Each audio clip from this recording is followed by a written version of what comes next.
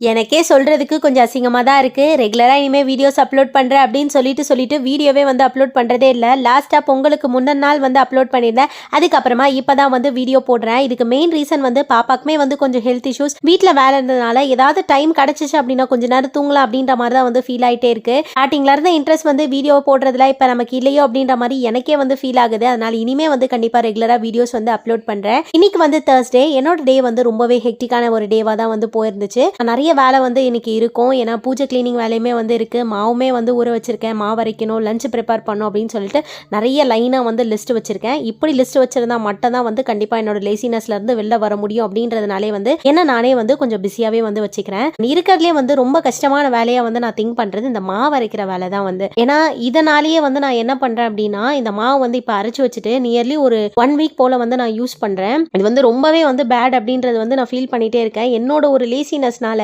ஃபேமிலியோட ஹெல்த்துமே வந்து ஸ்பாயில் பண்றோம் அப்படின்ற மாதிரி வந்து ஃபீல் ஆயிட்டே இருக்கு. கண்டிப்பா இந்த விஷயத்தை வந்து மாத்திக்கணும் அப்படின்னு சொல்லிட்டு நினைக்கிறேன். அதே மாதிரி ஆஃப்டர் மேரேஜ் வந்து எனக்கு நிறைய விஷயங்களை வந்து இந்த ஃப்ரிட்ஜில் டம்ப் பண்ணி ஸ்டோர் பண்ணி வைக்கிற ஹேபிட் வந்து வந்துருச்சு. இதை வந்து எப்படி மாற்றிக்க போகிறேன் அப்படின்றது வந்து எனக்கு தெரியல.